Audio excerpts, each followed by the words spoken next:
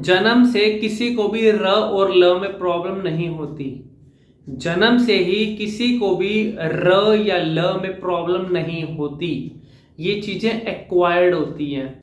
लेकिन अगर मैं यहाँ पे करूं बात छोटे बच्चे की, तो छोटा बच्चा शुरू में तुतला के ही बोलता है। छोटे बच्चे की अगर मैं करूं बात, तो छोटा बच्चा तुतला के ही बोलता है। उसे उसके माँ बाप ही सिखाते हैं आपको ये अल्फाबेट को। फॉर एग्जाम्पल अगर मैं र की बात करूं, तो र को कैसे बोलना है बेटा, आपने र के लिए ऊपर करो, ऐसे करो, वो फिर वहां बच्चा सीख जाता है। लेकिन अगर कोई इंसान अडल्ट हो चुका है, यानी कि 18 साल से ऊपर, सबसे पहले तो आप ये समझिए कि इसमें कोई एज फैक्टर नहीं होता। लेकिन मैं आपको एग्जाम्पल देने के लिए यहाँ पे छोटे बच्चे का एग्जाम्पल दे रहा हूँ कि छोटा बच्चा बाय बर्थ तुतला के ही बोलता है। अगर मैं सही बोल रहा हूँ आज की डेट में र और ल को, लेकिन मैं किसी एक्वायर्ड कर लिया मैंने र और ल को गलत बोलने की आदत को, अब उससे होगा क्या?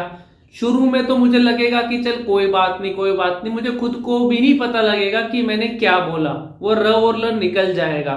लेकिन कुछ समय के बाद हो सकता है कुछ सामने वाला आपको आइडेंटिफाई कराए कि भैया आपके र में प्रॉब्लम है, ल में प्रॉब्लम है। लेकिन कई बार मुझे खुद को भी फील हो जाता है कि जब मैं र बोलने की कोशिश कर रहा हूं तो वो प्रॉपरली नहीं निकल पा रहा, र ना ही ल, या मिक्सअप हो रहे हैं। तो आपने पहले ये समझना है इसका बेसिक क्या होता है। र का बेसिक जीभ ऊपर जाती है। फॉर एग्जाम्पल र, ट्री। अब देखो जीभ ऊपर गई, फॉर एग्जाम्पल अगर ये मेरी जीभ है, ऊपर गई, दांतों के पीछे लगी और वहां पे वाइब्रेट होती है और हल्का सा बेंड होती है, तो वो र की साउंड निकालती है। और ल में वो हाफ बेंड तक हो जाती है। फॉर एग्जाम्पल ल, ल, वो ऊपर गई आके, लेकिन वो नीचे आ जाती है, फिर वो ल की साउंड निकलती है। अब कंफ्यूजन कहाँ होती है कि सर मेरा र ना वाइब्रेट नहीं हो रहा, सर मेरा ल ना र की साउंड में आ रहा है, क्यों? अगर मेरे र वाले अक्षर में मैंने आपको समझाया है कि जीभ ऊपर रहती है, हल्का सा बेंड होती है, और ल में वो हाफ बेंड, मैं र बोलने के लिए अगर उसको हाफ बैंड तक ला रहा हूं तो ऑब्वियस सी बात है ना, वो ल की जगह लेगी, तो वो र की साउंड आपके ल के अंदर मिक्सअप होगा ही होगा। तो फिर हमें लगता है कि मैं शायद सही नहीं बोल रहा। लेकिन साइंटिफिकली अगर मैं यहाँ पे देखूं तो प्रॉब्लम यहाँ पे हमारे स्पीकिंग के वे के अंदर है। क्यों? उससे बड़ी राइट मेथड से भी ऊपर एक प्रॉब्लम है, वो है हमारा स्पीड ऑफ योर स्पीकिंग। मैं किस स्पीड में अपनी बात को बोल रहा हूं, सबसे इंपॉर्टेंट चीज वहां पे नोटिस करने वाली है। और हाँ, जर्नल स्पीकिंग के अंदर अगर मैं किसी के साथ बातचीत कर रहा हूं, या मैं किसी फ्रेंड के साथ फोन पे बात कर रहा हूं, या अगर मैं कहीं इंटरव्यू देने जा रहा हूं, तो मैटर वहां पे र और ल नहीं करता, और ना ही उसकी पोजीशन मैटर करती है किसी भी अल्फाबेट की। अब देखो यहाँ पे मैं एक आपको इंपॉर्टेंट बात बोल रहा हूं, किसी भी अल्फाबेट को आप नॉर्मल स्पीकिंग में बोलते समय याद नहीं रख सकते कि उसकी पोजीशन उस समय जीभ की ऊपर रहनी चाहिए या नीचे। फॉर एग्जाम्पल अगर मैं आपको एग्जाम्पल दिखाता हूं, देखो मेरा नाम साहिल मलिक है, ये तो है नॉर्मल स्पीकिंग।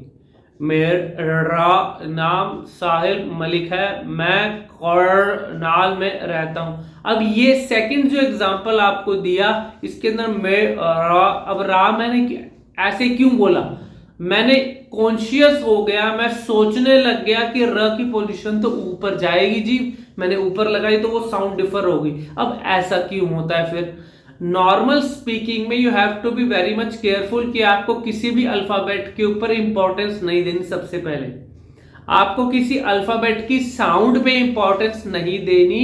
उससे भी ज्यादा इंपॉर्टेंट बात क्या रहती है, नॉर्मल स्पीकिंग में आपको अपनी स्पीड का ध्यान रखना है। When you are speaking in the normal speed, your clarity will always and always rise.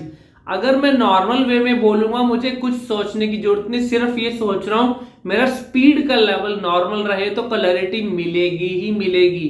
वो चाहे आपका आज की डेट में भी र खराब हो, ल खराब हो, लेकिन वो क्लैरिटी र की भी आएगी, ल की भी आएगी when you are speaking in the normal speed. सबसे इंपॉर्टेंट बात है ये। अब इसको अंडरस्टैंड कैसे करना है, इंप्लीमेंट कैसे करना है? सबसे पहले तो अपनी आज का स्पीड का लेवल चेक कर लो।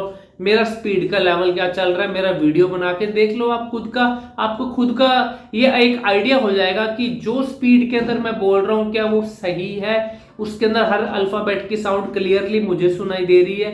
अगर ऐसा नहीं हो रहा तो उसको सेकंड वीडियो में सही करो, उसको स्पीड को नॉर्मल करके लाओ।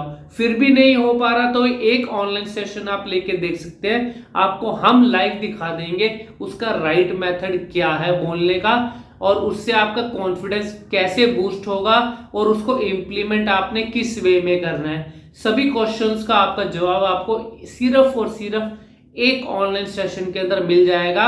और उसके बाद आपने करनी है प्रैक्टिस, वो आपके ऊपर डिपेंड करता है, जितनी मेहनत मैं करूंगा उतना रिजल्ट भी मुझे ही मिलेगा। ठीक है ना। फॉर मोर इंक्वायरीज वीडियो के कमेंट सेक्शन में जरूर लिखिएगा। Thank you very much, God bless you.